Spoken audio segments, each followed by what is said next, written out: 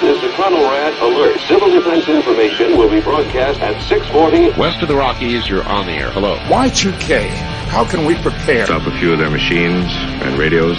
Throw them into darkness for a few hours. We are fighting for our lives. My family must survive. Food for 5 years.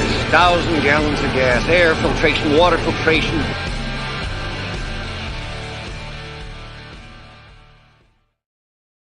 Coming at you from the frozen tundra that is East Central Alberta, Canada, streaming live on YouTube, Twitter, Twitch, Rumble, and Odyssey.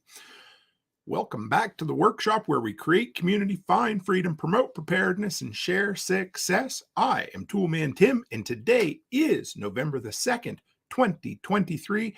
This is episode 392 of Workshop Radio.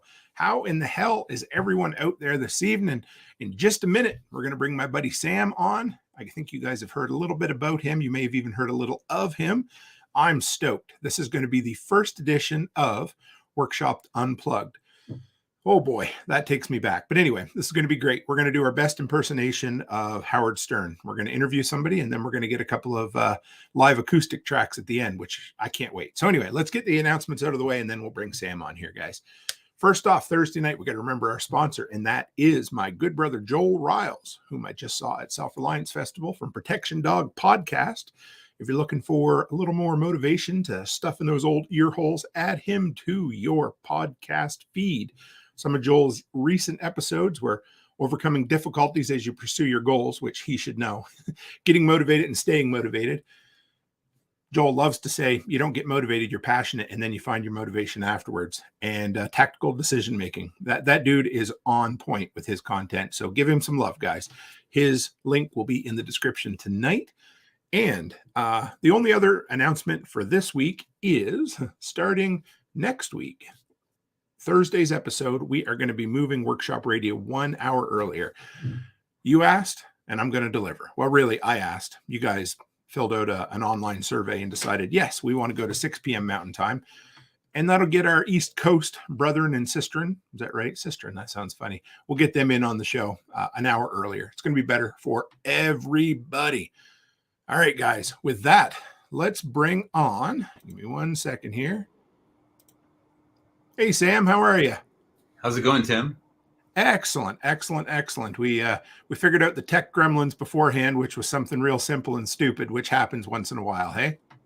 Yeah. Did you say it's a frozen tundra, or it's cold? It is a frozen. Yes, it's a frozen tundra that is East Central Alberta.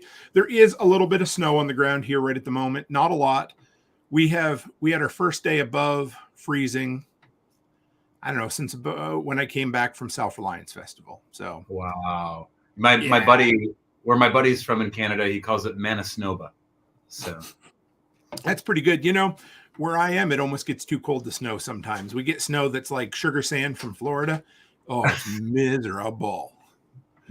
So we had a little conversation in person at Self-Reliance. We recorded a little something, but I knew since we had some rather co-entwined kind of interests, some things that maybe not everybody would love, but I think it's awesome. So tell us who Sam is. Start with who slave to servant is, and go from there, brother. Okay. Yeah. Slave to servant. You want to go slave to servant before me, or me first, or just? Yeah, tell us who you are. Let's start with who Sam is. Okay. Well, my name's Sam, and I 40 years old, got 2 kids. I'm a full-time musician. I am a nomad. I live in a converted Greyhound bus. This has been my first full year. I moved out of my apartment exactly a year ago, like November 6th. So basically a year I've been nomadic. And I've been playing music full-time since 2017. And before all that, I used to be so what I do for a living is I play covers, and I'll go and play acoustic, and I'll loop, and I do a lot of just pop songs with my own kind of artistic spin, and people seem to like it. So I'll do everything from wineries and breweries to weddings and corporate events and parties and whatever. I play as many shows as I possibly can. 2019 was probably my busiest year, but before COVID, I did 193 gigs that year. Yeah. And previous to this, I'm from Chicago. That's where I grew up. Although I was born in Fargo, which is not too far from Canada. And I have a lot of Norwegian. I'm half Norwegian, so I'm like half Viking. But I used to make music in Chicago, played with a lot of different bands out in the early 2000s, made about 10 records in 10 years. And so that's kind of like where I cut my teeth as far as an artist and shaped my voice. And here I am now, getting back into music at age 40, releasing this new record with my new band, Slave to Servant. So that kind of brings you up to speed. So we have a tradition here at the workshop. Whenever somebody comes on for the first time, when I get them to go back through kind of their history, I always love to hear what was your first job way back when, whether for pay, for volunteer, doesn't matter. Well, it's funny. I feel like some of these questions I could answer with two, because first official job would have been I was a lifeguard. I was a state swimmer, and so that was like my first thing. Was as a competitive swimmer, as a butterflyer, and just enjoyed the water. Loved the water, but that would have been my first paid on the books taxed job. And before that, I was always hustling mowing lawns as a kid, and I would use that to go buy CDs at Target or wherever I could, like wherever, Mom, take me to get the new Smashing Pumpkins or Sponge or whatever, like whatever record, so on CD or whatever. But so that was my first job, would have been technically mowing lawns, I guess, for money. So that fed the addiction, did it? Yeah. I think it was important. Absolutely. I remember some of my fondest memories were going to, the record shops and buying. For me, it was cassettes. We never had a CD player in the house till like 2000. So I don't know. You remember certain albums when you go pick them up, you just remember them, eh? Yeah, and I think there's something that's lost. Like I had to earn it. Like I had to go and mow a whole lawn in a neighborhood for like $10 or something, or $15, and then take that money and go buy it with my hard-earned money. And then you didn't have streaming back then, so everything was like you heard the single on the radio. But if you bought an album that had a bunch of duds on it, you're like, I'm going to learn to like this record anyway. It's like, you just stick with it. 100%. I think, yeah. I don't know. Maybe back in the day there was maybe a little more love for B-sides, or maybe some hesitant love. Mm-hmm. Yeah. So. You said, I love how people just blow over these things when they tell their stories, but you said you did 10 records in 10 years. How did that come about? So 2001, I graduated high school. I had just exited, I went to state for butterfly and freestyle for swimming, and I broke my school record, right? So that was a big deal to me. But when I got to state, I placed about 25th in state. That's like half, because there's like 50 swimmers in an event. And I realized, wow, the top 3 guys just broke the state record. And maybe being 25th in state is good, but maybe this isn't my full-on calling in life. And I'd already been playing music for a while, locking myself. Every day I'd come home from school, and I had no social life. I mean, I had it at school, but I didn't I wasn't like a cliquey kind of person. I've always been kind of a lone wolf. And I would go home, and we had these things called 4-tracks back in the day. I don't know if you ever heard of a 4-track, but you used, like you mentioned earlier, cassettes, and you would record, you would learn how to record your songs and cut your teeth, just demoing your crappy little songs as a high school kid or junior high kid. And so I did that for years. I probably wrote like 100 songs before I graduated high school. And thankfully, nobody could hear them because, it's not this vast ocean of internet that you can just post things and everybody gets to hear them now. It's like kind of a blessing and a cursing. But I think in that regard, it was a blessing to not have the technology back in the day. However, to answer your question, upon graduating, I knew I wanted to start a band. I thought I was into bands at the time, like Jimmy Eat World. I was really big into their Clarity album, and they were just about to release Bleed American. I don't know. I had a vast Get Up Kids, stuff like that, kind of that like Midwestern emo. That was kind of where I was from. Polyvinyl Records is in Illinois, a lot of other labels. So kind of following in those footsteps, but at the same time being influenced by all the stuff I was influenced by like pop punk and things like that, kind of melding it all together. And then I went and played in this scene in the burbs of Chicago. And sometimes we'd play Metro or the Fireside Bowl, but we were in the same scene at the same exact time as Fall Out Boy, the band, and Plain White Tees. And then the other bands like the Academy Is, and I'm trying to think, there's Spitalfield, all those bands. And so it was like left and right within about 2 years of out of high school and 2 albums, or 2 releases. I was watching these bands get signed to bigger labels and tour full time, some of them getting major label deals. It was kind of gnarly. It was like its own little hub. And what I loved about it was that there was just so much creativity, and there was a togetherness. There was a community at first, I would say. But like all things, things kind of blow up for people and it changes, and it gets a little more corporate. So for a while, it was really good. I would say from 2001 to 2004, that was like the sweet spot. And so, yeah, I was in a band, made three albums. Then I started another band, made another 3 albums. Then I started another band, made another 3 albums, basically. And then there was a posthumous release that came out, a collection of B-sides. So altogether, it was about 10 records from 2001 to 2011 with 3 different groups that I was the singer and songwriter in. And were you full timing it at that time, or trying to full time it? I had, us creatives, right? We're not always as savvy with business. So sure. And I struggle with marketing. And as you know, I mean, any great politician, any great businessman, any great company, any great movement starts with a team. And I just never had a team. It was always really me. And I just never could find that kind of community on a business sense of trying to get my band out there in a real way. I think I did the best I could by myself, but I found out that, all the people with the teams it was working out quite well for them. And so I just never got my act together business wise. So that's fair. No. And I tell my story a lot, but it doesn't matter where. Yeah. I mean, as long as you learn from it, right? Yeah. Well, and I think for me, I'm really happy it didn't work out, because I'm not going to name any names, but there are a lot of bands that I played with that were somewhat successful, that were touring with, Fall Out Boy or Plain White Tees or any of those Chicago bands, or even bigger bands, right?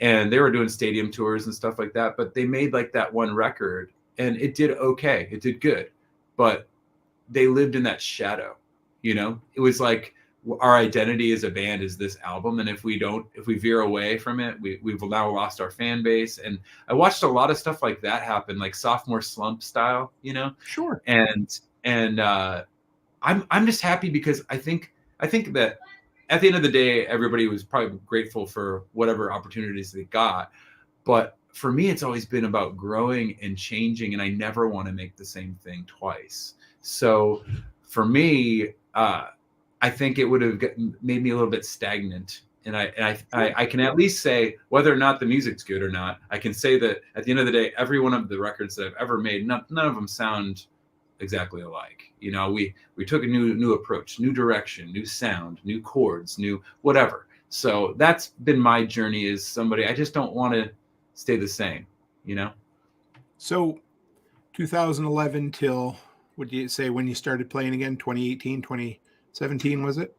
So yeah, 2011 moved to New York, became, I had toured around the country with one of the bands pretty seriously, played almost all the states. I think I've been to every state except for Hawaii and Alaska. So, but point being is that, after just 10 years of living paycheck to paycheck, kind of broke, I'd gotten married and wanted to start a family, kind of like do something a little different, but I didn't think I was going to be putting it on the back burner for as long as I did. But I took a job in New York at a KOA, and I was the general manager of the Watkins Glen KOA, and did that for about 6 years. and it was a really great learning experience. I'll say that. And however, I think that if I can say this, I think God was putting me back into my gifting, if that makes sense. Like, why did I put in those 10,000 plus hours, and why do I have a knack for this thing and a passion and love that is like undying, and I can go without meals while I'm doing it, and you know what I'm saying? Like I could bleed for this thing, and not break a sweat, really, you know. So. Yeah, man. No, I totally get it. And I don't know, I think a feller maybe we can ignore it or negate it for a little while, but if it's your passion, it's got to come out no matter what else, because you're going to be miserable otherwise. Hey, I agree. I think that's why we're here, is to find and fulfill our passions. And obviously the pendulum can swing. We can say, oh, you can get so obsessed with something that it's unhealthy too. But I would say that in healthy balance, we're meant to use our gifts, you know, and we all have different ones.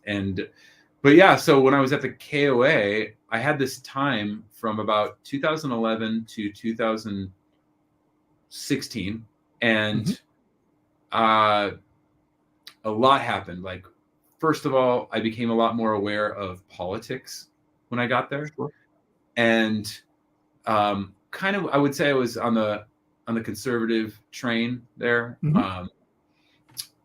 and then I know I voted for Romney, and I remember the day after Romney lost to Obama for his second term, and I remember being really bummed out.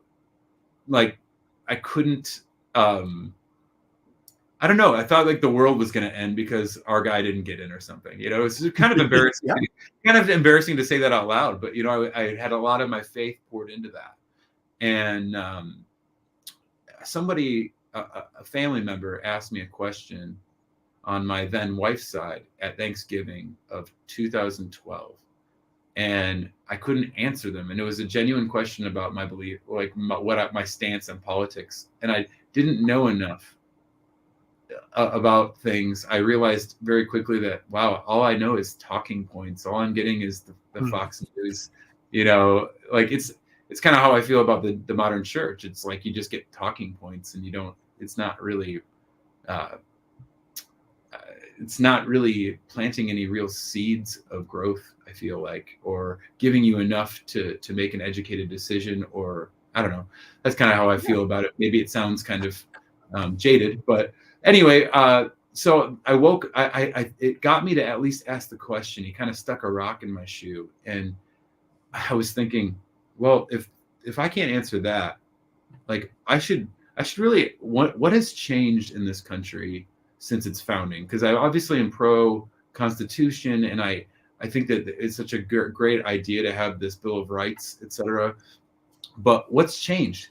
And well, the internet used to be a pretty free place pre-COVID, and it's kind of the wild, wild west, I felt like, and you could find anything, and it was uncensored, and even on YouTube or whatever. And that got me into the Federal Reserve Act, and then that got me into 9/11 and got me into some other topics. And before I knew it, I was full-blown rabbit trail, just had to know everything and at least consider everything. And so I spent all of 2013 basically just soaking in information. And then at the end of 2013, I started a podcast and did that for 3 years. It's called God's Property Radio. And I interviewed researchers, philosophers, naturopaths, just people that had a completely different view. It would seem that our system, I think the general sentiments that I came into as somebody who identified for a little while there as a conservative, I think some of those things were really good that I identified in, but I think there were a lot of things that weren't good. And I feel the same way about the left side of things. There are some really good things and there are some really bad things. But I ultimately realized in coming back to coming back to Christ, if I can say it like that, that these things are not of that walk. You know, these things are just worldly systems, you know, And it's just been this journey that I've been on ever since, I would say 2013, is just trying to live in it and not of it. And that's happened in multiple ways. But yeah, so a lot of the content, while I was interviewing people, I would take notes, and I have a tremendous respect for people that are good interviewers, like citizen journalism, etc., because that's hard work, like coming up with really good, thought-provoking questions, and then keeping your guest on track is really difficult as well sometimes. But it allowed me to really just ask questions. And while I was on that campground, I'll just give you a visual. If you've ever seen the Truman Show, that's what my life was. I was in this bubble on a campground watching people vacation, and I was just working my tail off. It was the opposite for me. And I wanted out of it. And I felt like the 60+ hour work weeks, not really working in my passion, all those things just kind of grated on me. And I started writing music about my spirituality and about these findings. I just felt really inspired. And I think that being on the campground, doing jobs and learning skills, it was so awesome. And it allowed me to just put music on the back burner and just kind of like brew something with time. Yeah. Yep. Like a fine wine or a nice good old beer or something, And so I had a lot of time to ponder these things, and then continued going back to it and working on it. And I would say the record that I'm currently that I just released, it probably took the better part of a decade to complete it. It was like writing a book or something, as opposed to, it's like the opposite. It took it was what I used to do, where I could just turn out records. But it's because I think that I had something. I was really careful, because I've never written about my spirituality or like my existential beliefs or eschatology or anything like that. Sure. So I wanted to be very careful and cautious how I did it. And I wanted to do it in a way that I hope resonates with humanity on a deeper level, and isn't so Christianese either. And so I just feel like I don't fit in. And I think it's wonderful not to fit in.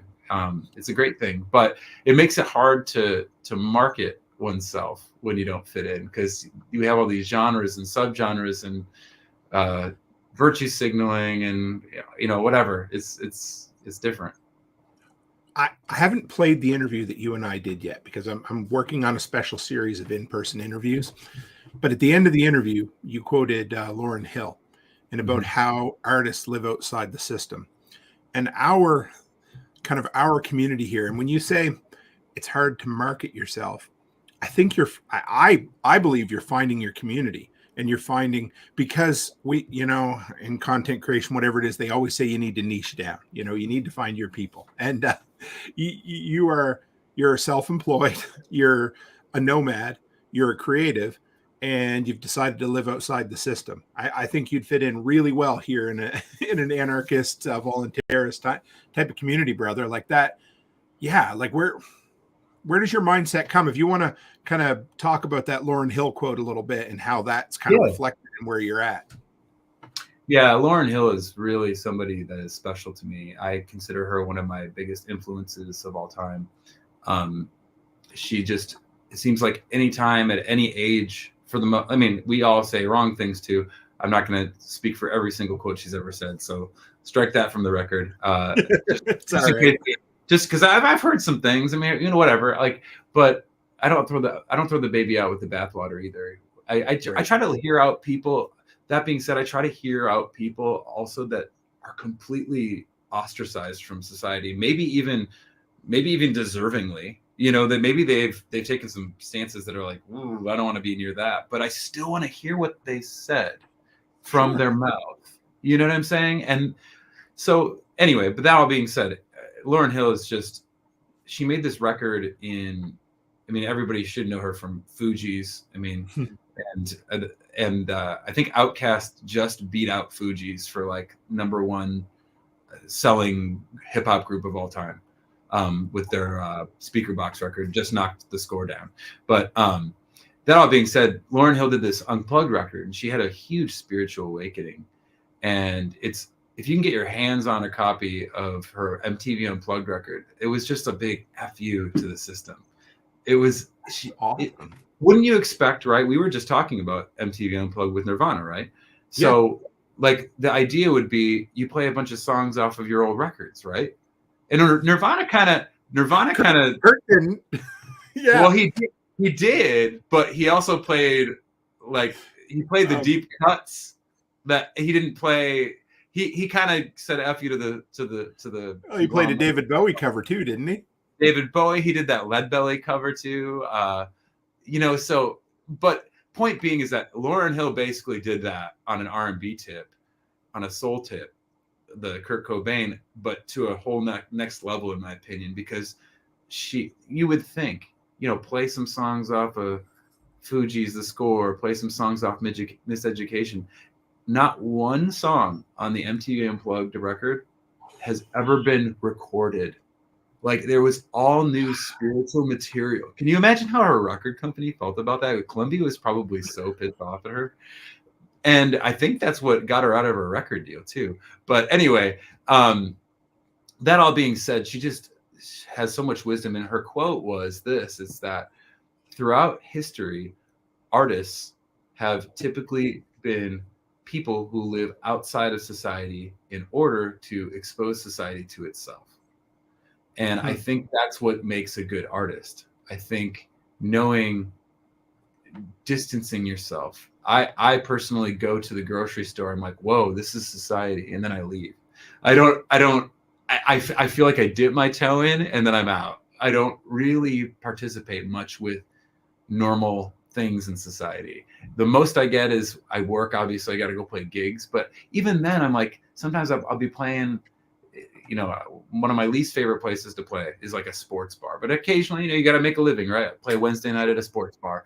But everybody's watching TV. They're all plugged into the game, and I'm not insulting anybody. I just see it as like the gladiatorial fights and bread and circuses. Like, I can't get into it. I mean, I think it would be cool to go see a game in person, but I can't get into like screens. And I just see everybody.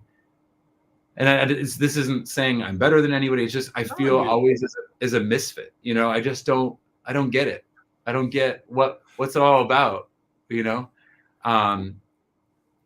So that's, I spend a lot of time listening, reading, studying, just gleaning a lot of different influences spiritually, musically. I'm also a father, so I homeschool my half of the time. I get the kids half the time, and so it's like week on, week off, or when I'm traveling during the winter, it's like month on, month off, and so it's a completely different perspective, I think, than I don't know too many people like me that are in this position, especially nomadically. But I know they exist. Like SRF was amazing because I met people like you, and then there was this gal there. I'll shout out to her, but her name is Rebecca, and she's living nomadically currently. And I was like, this girl is like, it was like a unicorn. They exist. I was like, damn, like I got to find more people like this that I can be like, hey, what part of the country you at? Like, let's hang out. Let's get some coffee right now. If we're going to just intertwine, So I have another lady who's coming on next week. Same exact thing. It's incredible. I love it. I love making connections with people. Yeah.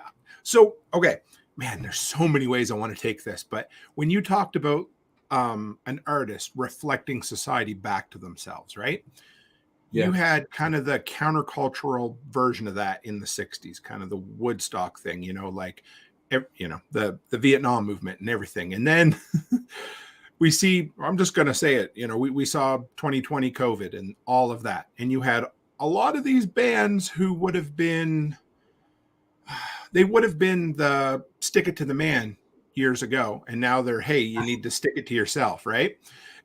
So, and then you have other things like that band we talked about, the Defiant, the new supergroup of the guys who got kind of kicked out of rock and roll how much more rock and roll can it be than to get kicked out and to keep making music, right? Yeah. So where do you see yourself and music in general right now as a need to be a mirror to all that bullshit that we just went through? I think now's the time for all the creatives to come through. And I think one thing about artists is that, speaking more on what you asked about the Lauryn Hill thing and our job, I think the thing that really separates us artists is we're very intuitive. We're actually very sensitive people, and I don't mean that in a weak way, because I'm not. Sure. I don't consider myself weak at all. I can dish it. I can take it. I have thick skin, you know. But what I mean is I'm highly aware of people, what they're feeling, what's going on in the world, and we do that. We have this. I think Rick Rubin said something like this in his latest book called The Creative Act: A Way of Being, and it's one of the greatest books I've ever read. But he talks about artists being in tune with the source, and we know. I don't want to like get too crazy with you here, but can I show you a tattoo real quick? Sure, man. We're live. Yes, this is workshop radio. Out. You go ahead. Okay. Let's check this out. This is a songwriting robot. That is awesome. It's controlled by the hand of God, remote control, that it's just pumping out sheets of music. And that is what I do. I'm in tune with, like, I don't do it. I'm a vessel, but it's there for all of us. We're all here to be creative. We're made in the image of God. And the people that are artists, we just grab it. We get it at random times. It happens when you don't even try. It's not like I'm Beethoven and I'm an engineer that's, you know, just going through a bunch of calculations on it. I mean, you can do it that way, but I think that we're in tune with this. It's a very spiritual thing. I very much consider being an artist a super spiritual experience. At least that's my experience here on this earth. So I just want to read this comment from Lone Canadian. He's actually a friend of mine who we met through different sources, connections on the internet, lives a half hour away. But he said, artists have always existed outside the norm. Part of creativity is not doing what everyone else is doing. Yes. You want to comment on that? Yeah. It is. I feel that artists are in a lot of ways, if I bring it back to my faith, I feel like artists are the people that sure they can't really be controlled by all these things. They see it all, but they choose to live outside of it. And it's a lot like when I think back to the disciples and I think about Yeshua and I think about where did they all get together in houses, like the Roman government, like Constantine melded Christianity with paganism and the government because he couldn't control it. Like sure. These were, I think if there's anything, like the disciples were essentially anarchists, like, you know, the original founders of that faith, you know, and I'm not here to tell anybody what they should believe or anything, but I largely put that in the same can. And we've become, instead of like, I think Lauryn Hill said it best, like, and she was using it as hip hop. Like hip hop used to have a strong voice. It used to be the voice of the voiceless. And I think this is the same thing with punk rock, right? These different niche movements, right? But eventually it became the voice of the corporate. And once you become the voice of the corporate, you become a different beast, and you lose your potency, you lose your autonomy. I think that's the other crisis that we have going on, is our identity. We don't even know who we are. Like the idea that we go, at what age, Tim? Like you're in kindergarten, your teacher goes, "What do you want to be when you grow up?" Right? Well, that assumes, in that question, that assumes that you are what you do. What do you want to be? Like I'm not. So like I can say I'm an artist, but I'm just wearing a different hat. You know what I'm saying? I'm putting my artist hat on. Oh, now I'm going to be dad, right? Now I'm going to be dad. It's okay to be a chameleon and blend in and be other things. So, and not be defined that way necessarily. But I agree with that gentleman absolutely wholeheartedly. And I think that the artists catch on to things because they're not participating in all the bread and circuses and, to be fair, the system, and I feel like it's always been this way since Egypt, it's slavery. Like it's just always existed in one way, in one fashion or the next. And right now we're just in a voluntary debt-based servitude, and I don't think people realize it. The more you own, the more things own you. And especially when we're living in a fiat currency system, so those are things that I like to talk about in my music. I feel like artists, because they choose hopefully to be as wise as they can with their money, or they live a little bit more frugally, let's say, because they're not obsessed with keeping up with the Joneses or anything. They don't have to have a boat or something.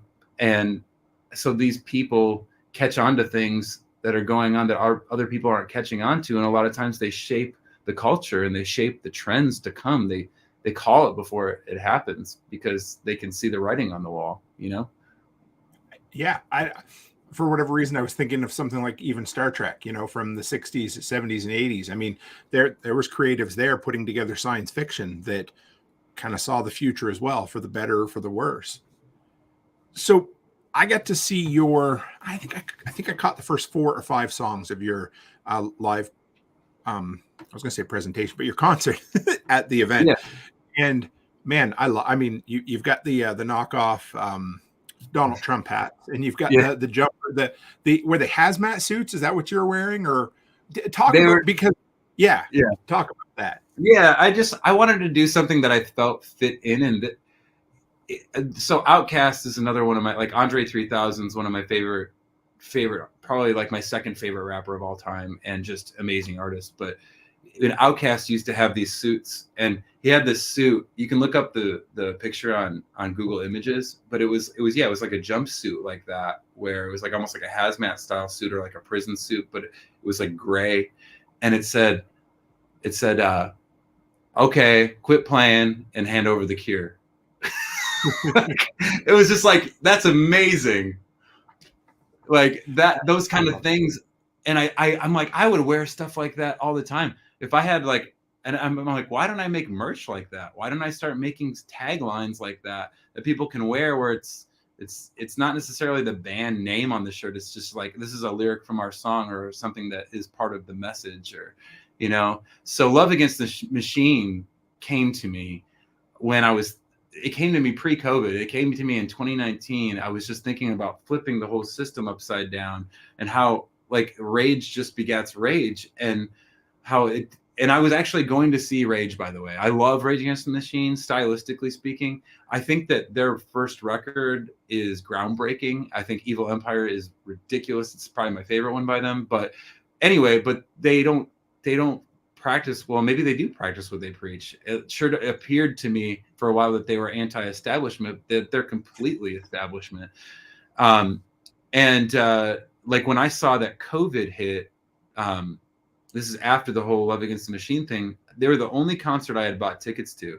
But I remember being on Instagram as everybody was canceling dates. Oh, tour canceled. And I'm like, I think it was like $200 or $300 to go see Rage. And I was like, this is a bucket list item. I'm going to go see that. Yeah, man.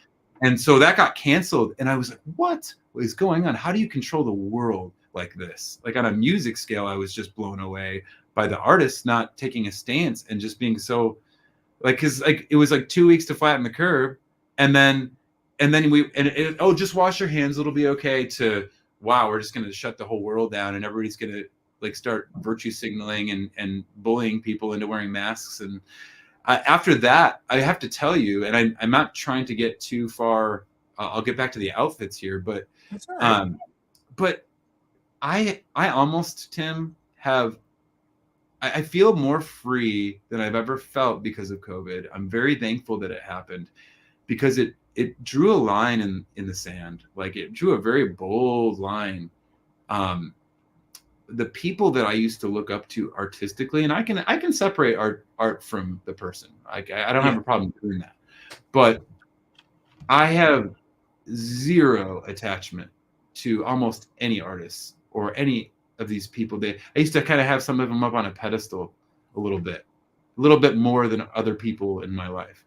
And now I'm like, I I don't see where you're even influencing the youth in a proper way. I don't feel I wouldn't show you to my kids. Like I wouldn't, what you're preaching is so the antithesis of what I want to teach my children. And I think that, so that's part of it, is like love against the machine. That's the only way we're going to do it, is by accepting and loving others regardless. We're not trying to control people. We were made autonomously to be kings and queens and treat each other as kings and queens. Can you imagine if I was like, hey Tim, what's up, king? How you doing? Like the way we talk to each other, just talking like that and meaning it though. Like when you see the royal status in your fellow brother and sister, like just that idea doesn't exist in the world. They want to divide us. That's why there are these dichotomies, like various ones, and it's sad, you know. But yeah, the love against the machine is a life statement for me. It's just like that's it. Like I'm against the system as I see it, and I think we need to find out who we are. Where is our identity? Where does it start? Is like Rick Rubin writes about it, the source. Okay, who's the source? Who's the source? If I have a royal status, wow, that's a completely different outlook in life, and it makes you want to handle things differently. You want to talk to people differently. I don't know. It's a blessing to get a window with somebody and be a beneficial presence to them, you know? So in this, so you go from, 10 albums, 10 years to, the better part of half a decade at KOA. And in that time, you're kind of letting that album kind of percolate in the back of your brain. And at the same time, so at what point did you make the decision to become a nomad, to move into a Greyhound and travel? And I'd like to hear a little bit too about how you're doing the full-time band thing, because I mean that's entrepreneurship. That's successful businessmen right there, whether you say it or not, So how did those things come out of, overseeing a campground and watching all these people coming for vacation? Yeah, so I guess the seeds were planted on the campground, number one, to be a nomad, because I worked for family, and my uncle who owned the campground still does.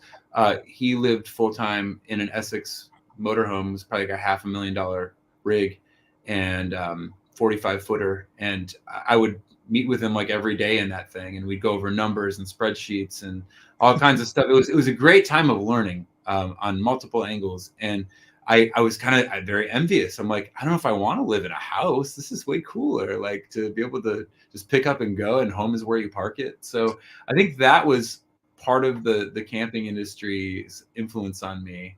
It's getting out of that Truman Show and looking for what was it called, Fiji?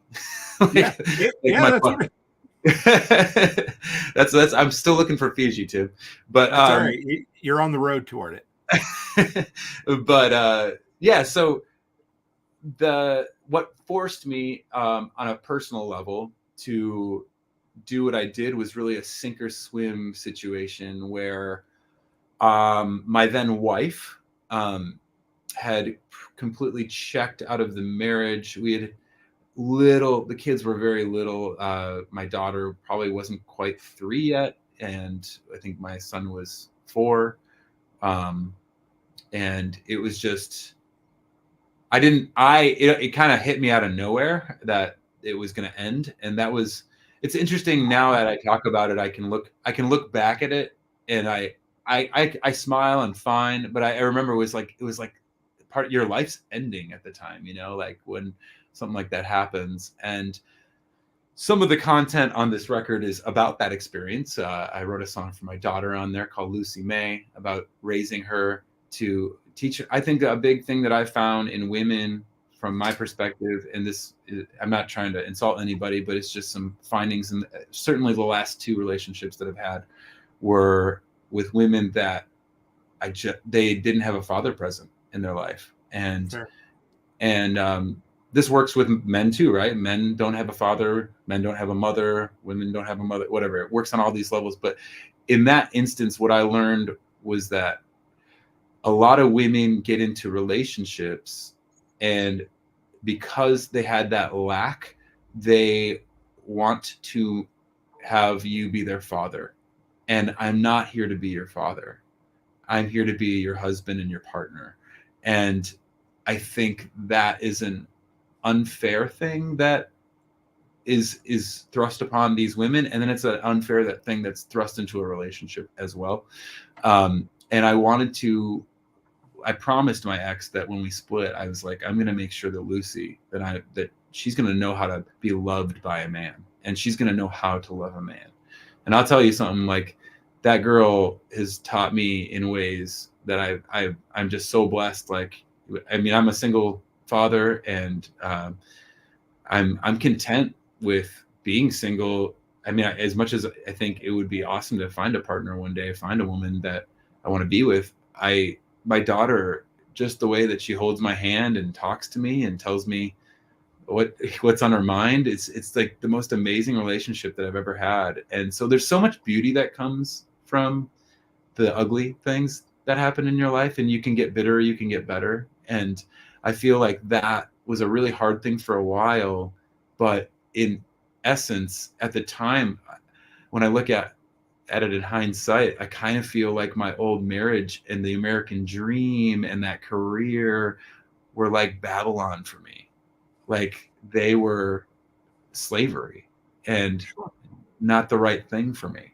And God had a different plan, or a better way for me to flourish as a human being.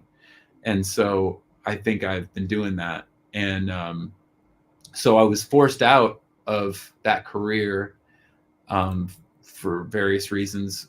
Due to that, I had a split with my family on the campground that owned it.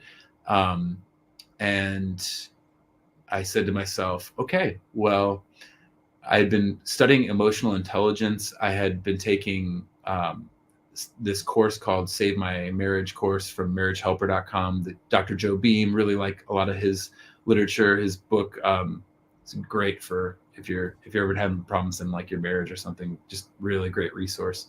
A lot of wisdom, a lot of social sciences in it. But so I just started working on myself, and I came to the conclusion, it was this Les Brown quote. It was like, in order to do something that you've never done before, you have to become someone you've never been before. And I realized that, and Jack, I'm gonna go ahead and shout out to Jack Spirko here, because he's the reason why I went to SRF, by the way. Like, if it weren't for, didn't know that. Yeah, I've been listening to Jack for a while, and I actually wanted to interview him on God's Property Radio a long time ago, but I didn't get a chance to reach out because my marriage like imploded, and he was like next up. That was like in 2016. I wanted to interview him, but anyway, that all being said, Jack said something that really has stuck with me, Tim, and I actually got to tell him this at SRF when he did his 13 stomps that he was doing on his podcast. Dude, how many people? Go ahead. Oh, dude, all of it's gold. But the thing that I think I had to realize is that when he said, you deserve whatever you want, like, or whatever it is, like you deserve it. You just haven't earned it yet. Mm-hmm. Like, it's like, I think part of my problem with the Christian culture that I came from kind of beats people down about themselves a little bit too much. And I don't know that that's everybody's experience, but that's how I felt in the churches that I was a part of. It's like, no, our righteousness is like filthy rags, right? Like, or whatever, that we'll quote verses and stuff. And I don't think that's at all what God wanted for us. And I've had to escape that. And that's really what my record is about. It's about a mind shift, because you can't free yourself of the system until you free your mind.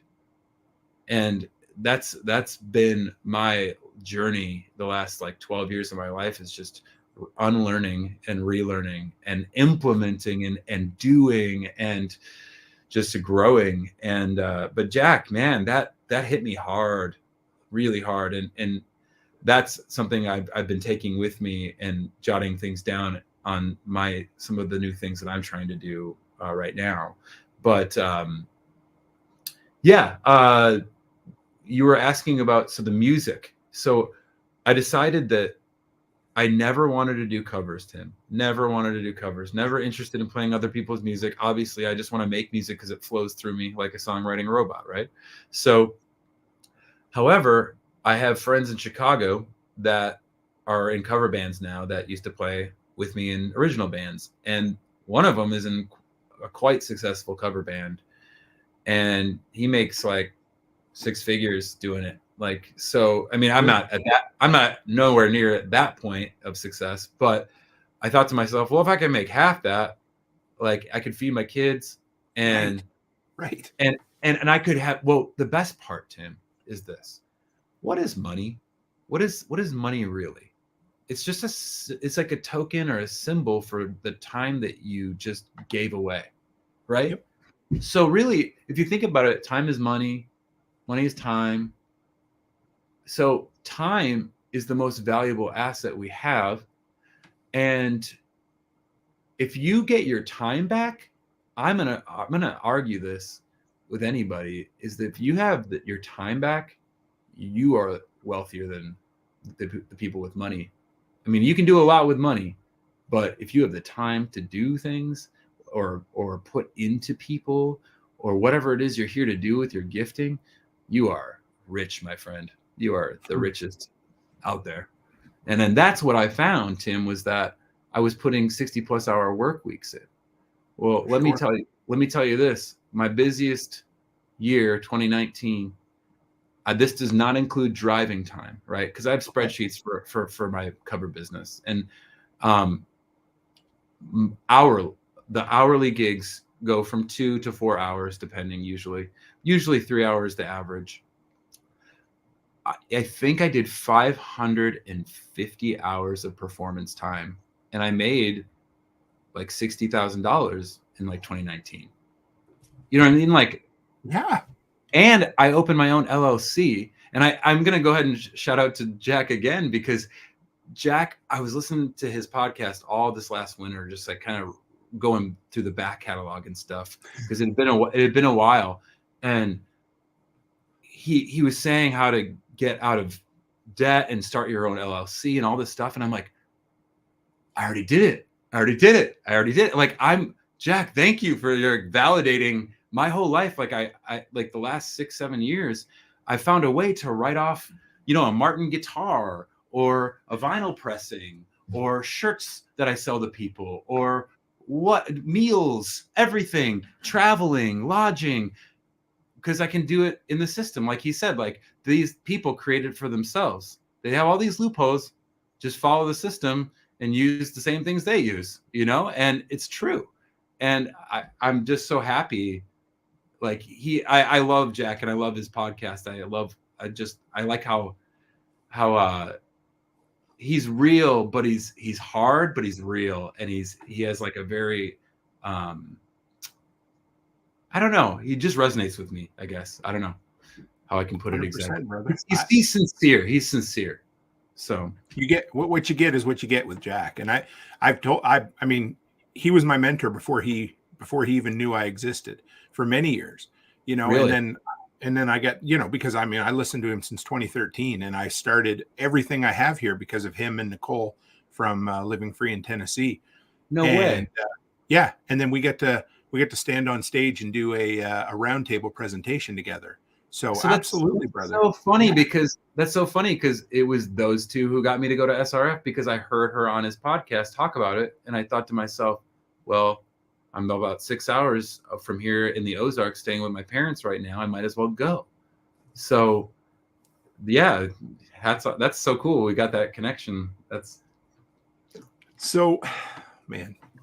All right. So that brings you to, which I thought was kind of apt, because you said you kind of escaped your own Babylon. And what's kind of cool is that happens to be the name of the album, which I think is friggin' awesome. So I want to geek out over music for a few minutes too, if you're cool with that. Dude, man, yeah, your story's been deep. And oh my God, thank you for telling, like, what a great story. Thank you, brother, for this. And so when I heard it, of course, to me, I was like, okay, that's post grunge right there. That it took me back to like 1999 to 2003. hanging out in my dorm at what was called Bethany Bible College at the time, and then No way. now Kingswood University. Yeah. Do you? Yeah. So 4 years. We're And from of the course- same culture. Yeah, oh, 100%. So in our interview that hasn't played yet, you mentioned a band that you'd listened to called Poor Old Lou, and I hadn't heard of them, but I went back and listened to them today because I was like, I got to get into the vibe of tonight's episode, and they had kind of a collective soul presidents of the United States of America vibe a little bit. And I was like, and this was 94. They were groundbreaking in the Christian alternative scene, Yep.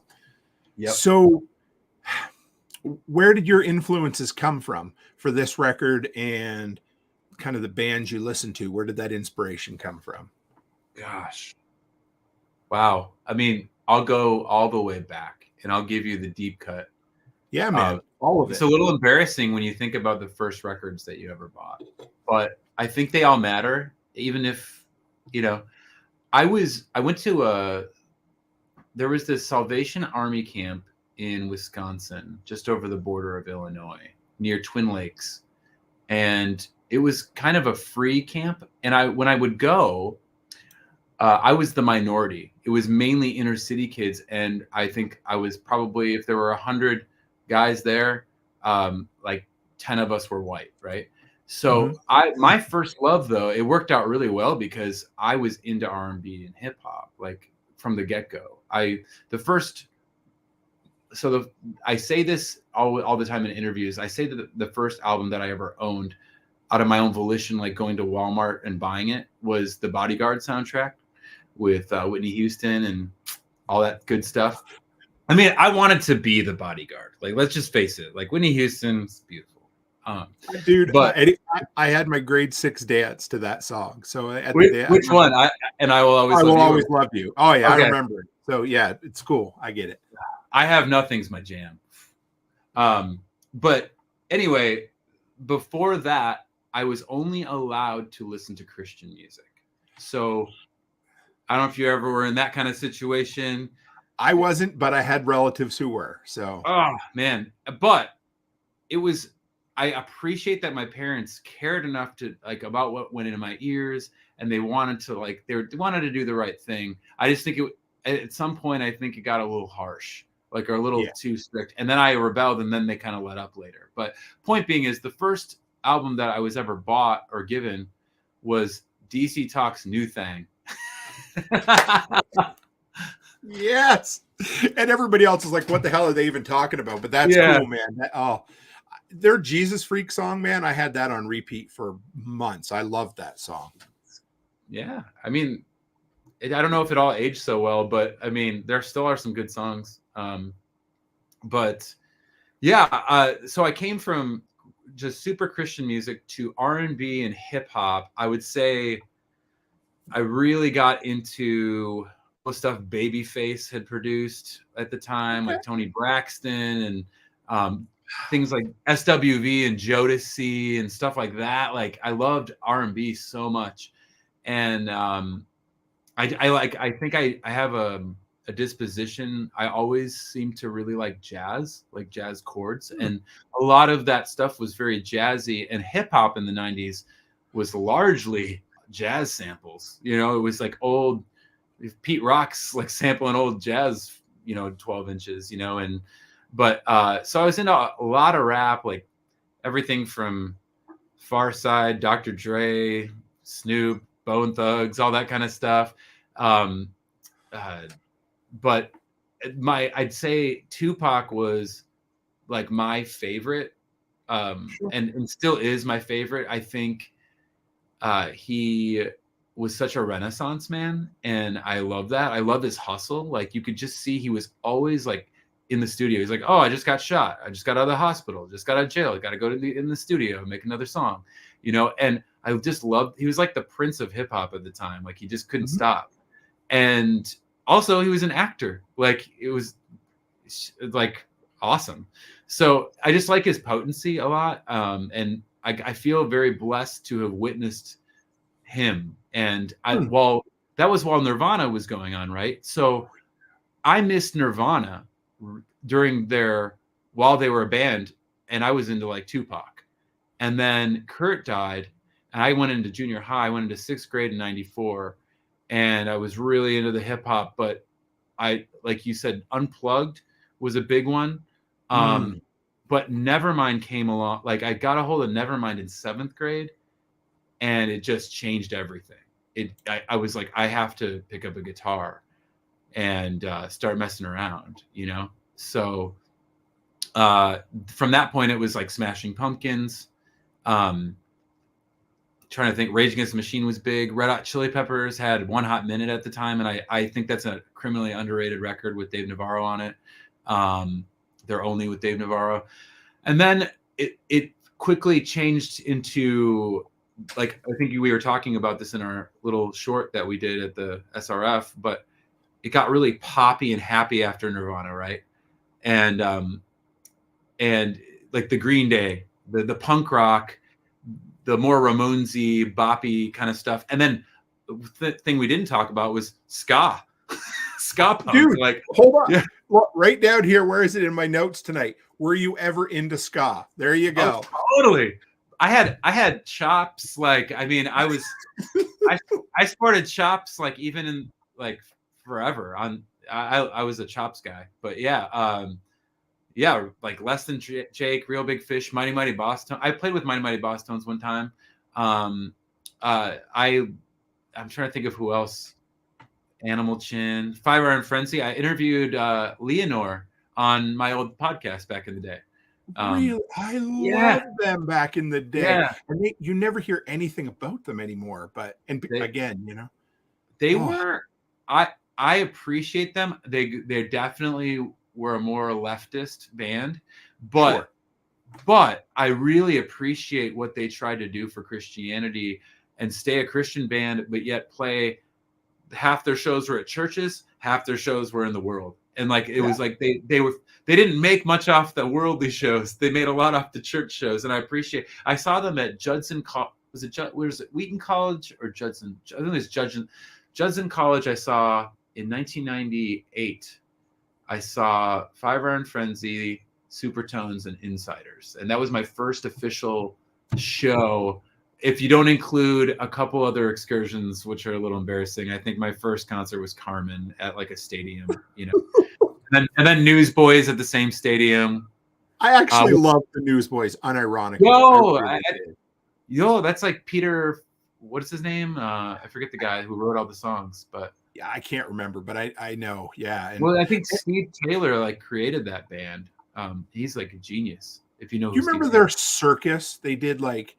There was this whole movie or video that came out. It was like an hour-long thing. It was Under the Big Top. Do you remember that, or did that pass you by? That was, I don't know how I get into that, but you know what? My first band live performance I ever went to, the Supertones. No way. Yeah, it was. Yeah, I went and saw them. Crazy. In 2000. I saw them at a little Wesleyan church in Woodstock, New Brunswick. I don't know how much they had to pay to bring them, but man, they were right at the height of their popularity, and they were so good. But then Scott went, you know. Sure, yeah. That's crazy. I mean, that would have been. What's up? Are people wanting to come up yet? Are they okay for now? Kind of. I can go in the other room. Sorry to interrupt. My son's You're kind of good, man. We're all right. We're doing good so far tonight. And I'll probably have to move downstairs to play a song at some point, or unless you want to. We can finish. We can wrap her up here in just a minute if that's good with you. I know I don't want to hold. Yeah. Well, I'm fine for a little bit longer. But yeah, music. Yeah. How long do you have? So we make sure I wrap it up for you. Let's try 20 minutes. Yeah, that's good, man. At So 10:30, 10 more minutes. Then they can come back up. I think they can hang for another 20 minutes. Yeah, no worries. So from Can we stay up? yeah. You're good, man. Don't worry.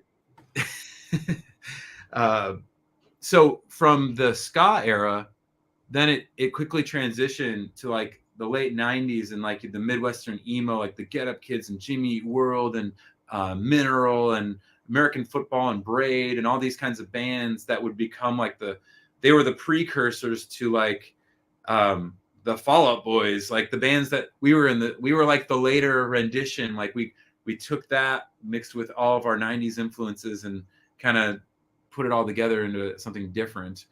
And but again, so that was a thing for a while, and then I just kind of came back to hip hop.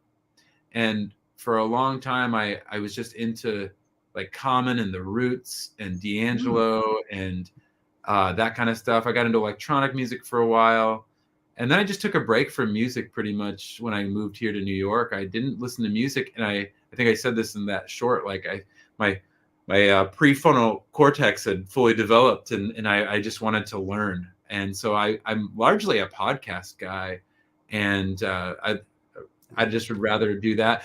However, when I'm just chilling, my go-to band, my two go-to artists like that I listen to the most, and I never get sick of for some reason, is Sade. She's like my number one. Actually covered her song Pearls on our Singularity release. And then a band called Minus the Bear, and they're very unique. They're from Seattle. They're just, to me, they're flawless. Like, you can't go wrong. It's just they don't veer away so much from their style, but they do evolve, and I don't think they've made any bad records, and they're just really enjoyable to me. So, who do you think? I'm going to ask you one more question, then we'll go into the music if you want. But I know we talked about the Defiant's the one that keeps coming to mind, because there's a bunch of artists that are kind of countercultural right now. But who do you think is the modern grunge, or the people that are kind of reacting against the system or creating something new that it's so hard to say, oh, it's Hollywood or it's whatever, but who's creating right now, if you're up on it, that you think is doing great things? Okay. Well, first off, I'll say this is, I know I have contacts in the industry, and I know this to be a fact, is that they are intentionally shaping culture. Sure. And they purposely will stay away from things like this, Yep, 100%. That's facts. But to answer your question, I think the Defiant is the first thing that I've heard where I got really excited, because I unfollowed like all these people except for Pete Parada. Like, I was already following him because he was in Face to Face. I was a huge Face to Face fan in the late 90s. He also drummed in Saves the Day, and arguably on their two best records, in my opinion. And then he played in Offspring for quite some time there. And I'm not really a fan of Offspring. I like their old stuff from like the 90s, but I'm not really. I remember seeing him post that in 2021 when The Jab came out and everything, and I was like, I reposted it immediately. I'm like, we need this. We need another voice of reason, like, and.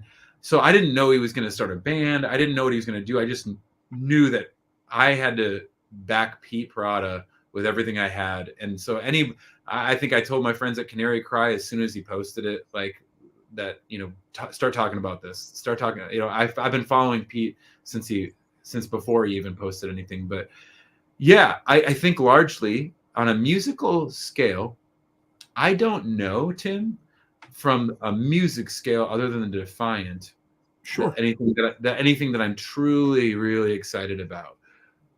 But that doesn't mean it's not out there. Sure. However, I'm excited more about things like SRF and various kinds of conferences where I meet other people, and that's what I'm excited about, is that I think that this community can create a community for the artists. And I think we're on the precipice, Tim, of something that's totally uncharted. We are ready to open up this can of something that, like the pyramid's like this. We're on the bottom. No, we're going to the top here. We're going to flip the pyramid upside down. All of us are on the top. And I think that the way that we've watched the industry change over the years, technologically speaking. I mean, yeah, I'm selling like antiquated CDs and vinyl, but I mean, it's one thing that's constant and always going to happen is change, right? And so I think that music doesn't have to look like you go to a city anymore.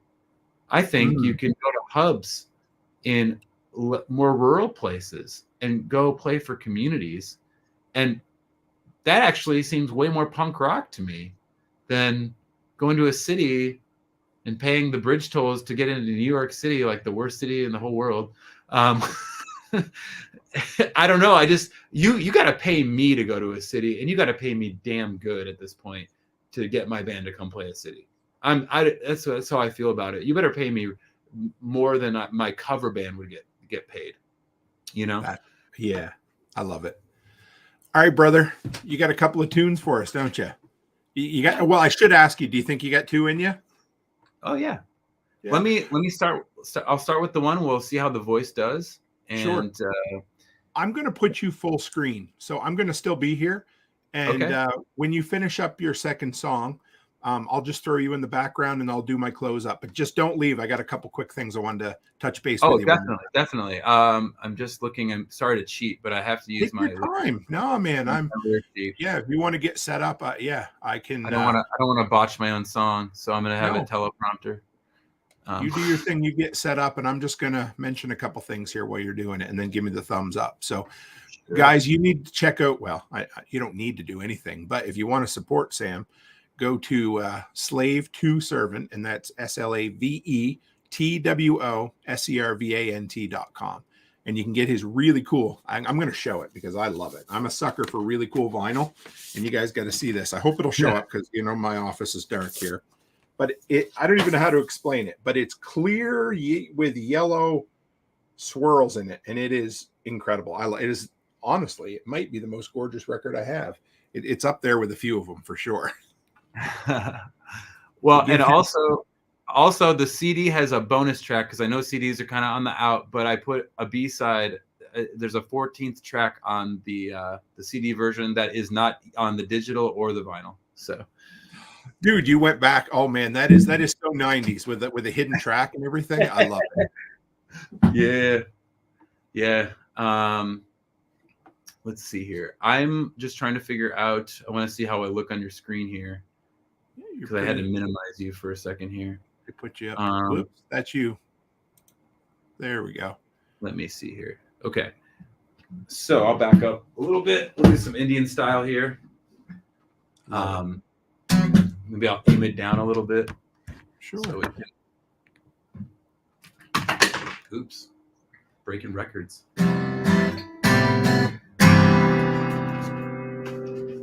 Okay.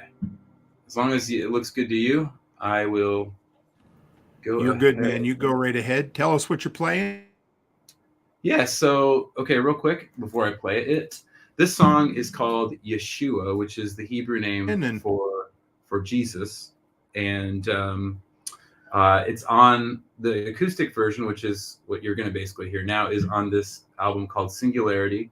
You can go on Spotify and just listen to this. Also, I wanted to mention I just completed a new video for the intro on this, and I came to the realization that this has 16 songs on it, and 14 of them have music videos, which is kind of insane.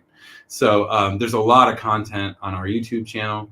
I would appreciate if you like what you hear, please just at the bare minimum, just go on Spotify and follow us, become a follower. I think we have 120 followers or something, it just helps.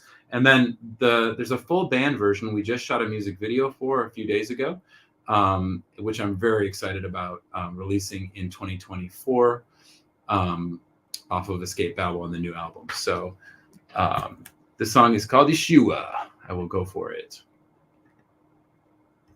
Sorry, one sec. All right.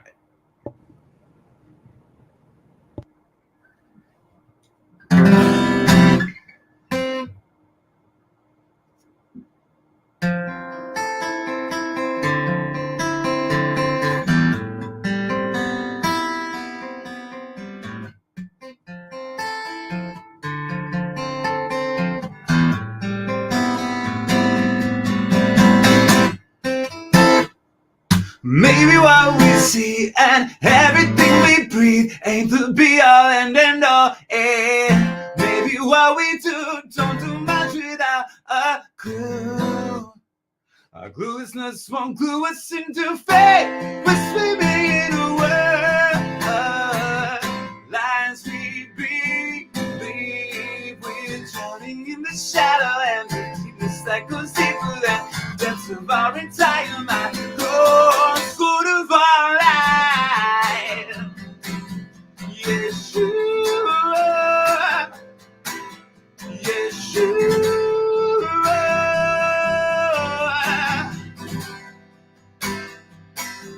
The heavens we fly, Yeshua,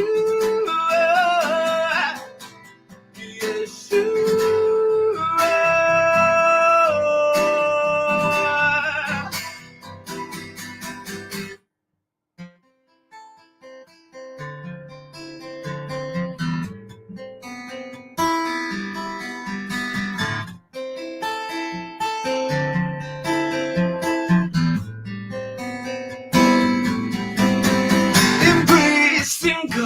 Immersed in every doubt.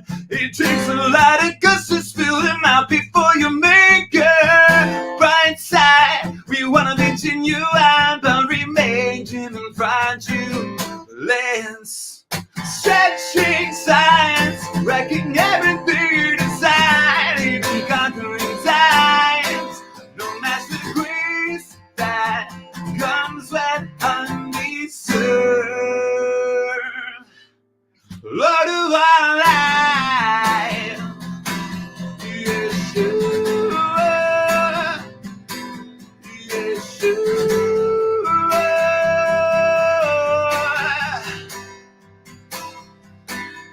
The heavens reply, Yeshua,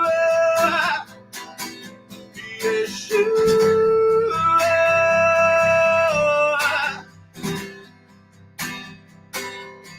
Hallowed be thy name, Yeshua, Yeshua.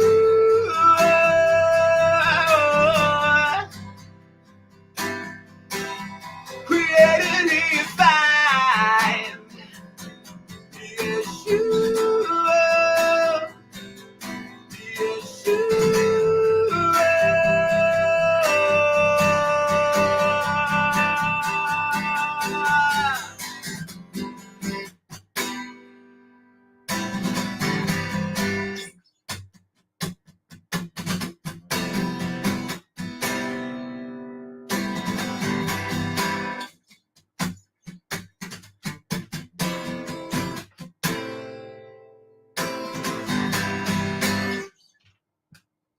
Lord of our life, Yeshua, Yeshua.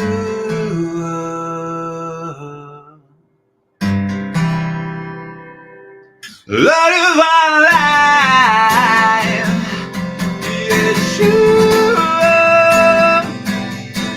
Yeshua.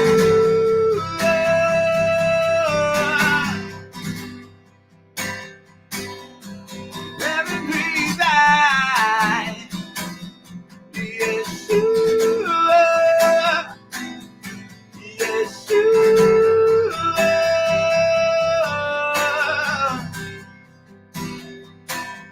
The heavens reply, Yeshua, Yeshua.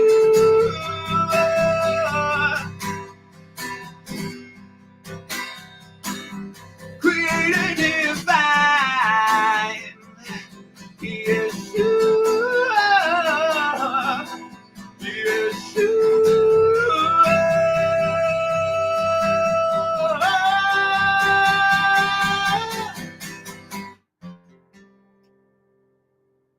Yeshua, Yeshua.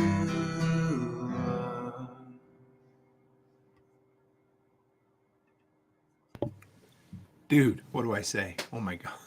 That was so good. So guys, you got to know this. Sam's like, yeah, I'm going to start with an easy song so I can warm up my vocal cords. What's a little lower? Yeah. That was great. Oh my goodness. Midwest Preparedness said goosebumps engaged. And I didn't want to bring up too many comments because I didn't want to ruin the moment. But Chris says, I love how musicians start out with obscure bit of strumming that makes you run your head, and then they do this beautiful thing. So dude, that is awesome. So yeah, there's a few people in here who say they want to get you at the Midwest Preparedness Festival in Kansas. Yeah. So let's do it. Even if it's just unplugged, and not the band. I'm having a hard time right now because of this is. Well, we should talk about this after, but I'll do one more. I'll do one more for you. And then we could maybe talk a little bit about this before we close out. But I'd like to talk about that, about the festivals and music and my place in it, I guess. I would love that. Sure. Just a little bit. So, but this song's called Hindsight 2020. And I wrote this in New Year's of 2020 before the pandemic. It was the last song to make this record. And I wrote it about kind of rising above and through adversity and things like that. And there's some metaphors in it in regard to the triangular scheme that we're underneath, but also having to do with other things that I went through with, like, maybe a love triangle, we'll just say, things like that. But yeah, this song is like, to me, it's actually a really positive song, and it's about kind of just moving forward and focusing on what you can control. And I don't know, I just enjoy it. It's kind of got some jazzy chords in it too. I want to apologize ahead of time if I just missed some notes, because I haven't done any vocal stretches, and this is a little higher, but I think we'll see how it goes. So let me take one sip of water and we'll do this song. There's a music video online for the acoustic version of Yeshua. Like I said, there's a band version coming out in the new year. And then this song has a music video for Hindsight 2020. And I do all my own videos. Like, I write the scripts, and that's one of my passions too, is just being creative that way and giving the song a different spin. And this one is like this noir, kind of like Sherlock style mystery video. And it's actually pretty entertaining. And so I play this guy with a mustache, and it's really funny. So feel free to check that out on the YouTube channel.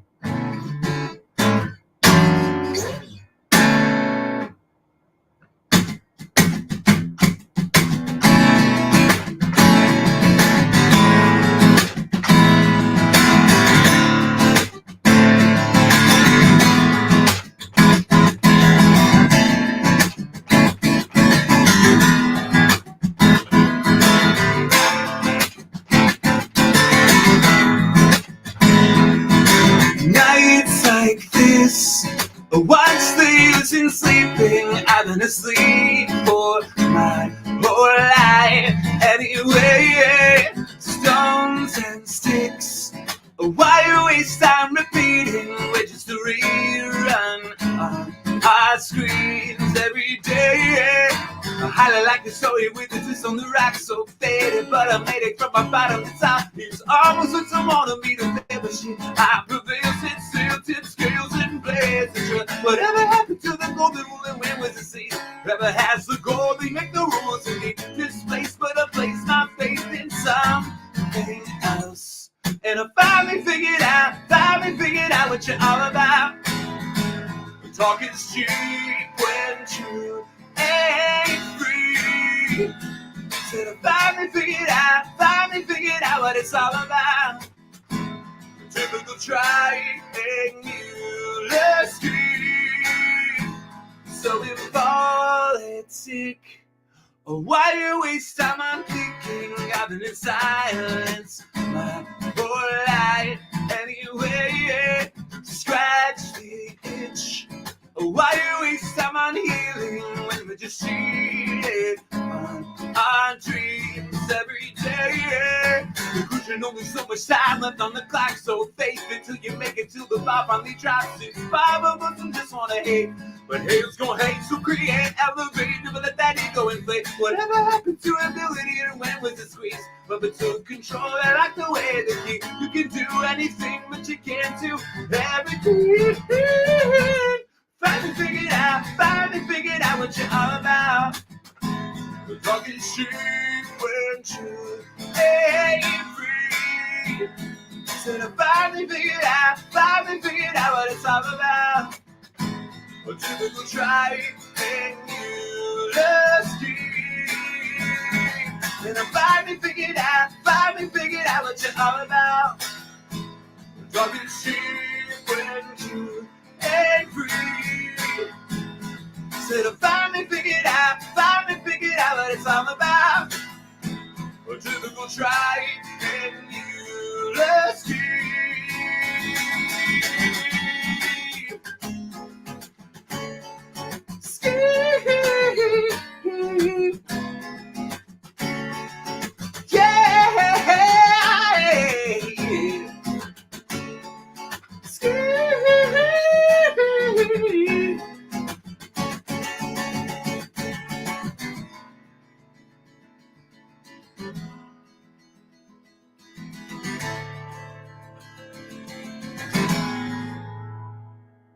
Finally figured out what you're all about.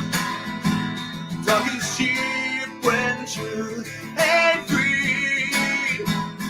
Said I finally figured out what it's all about.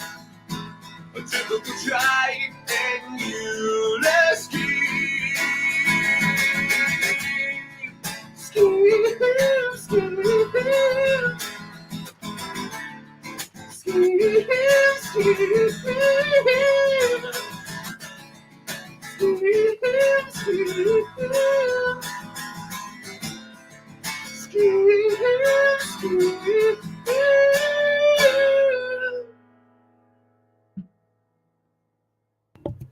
Dude, I don't think I can clap. It would, dude, that was, oh, thank you. This was more than I even could have expected. So I knew it was going to be something special, but thank you for bringing it, man. This was incredible. Thank you. No, it's a pleasure speaking with you. I mean, I feel like we're kindred spirits cut from the same fabric in a lot of ways. So I've done what we call talk radio live on here before, where I get people to submit 15-minute segments and we do like a 24-hour, 48-hour kind of live stream that we've done. And now I can kind of venture into seeing where we could get a whole bunch of artists together and do almost like an online live music festival where guys check in for a half hour, say hello, plug their stuff, and play a couple of songs. Wow. That's an online open mic or something. Yeah. Oh, dude, this is So talk a little bit then. I know you got to get out of here. No, that's okay. You want to play at some festivals? Is that kind of is that your dream or your goal? So here's like my thing. We did so the only 2 shows that Slave to Servant has ever played. One was a live stream when we released Singularity back in 2021. We played at a Messianic synagogue above it. It was a coffee shop, and it was a live stream, so there was nobody publicly in attendance other than the staff and us. And we did that live on YouTube, and that was our only show until Self-Reliance Festival, and we dropped this at Self-Reliance Festival, this new album, Escape Babylon, with a full rock band. So like that was night and day difference between those performances. One was an unplugged, like full band, and one was plugged in full band, you know.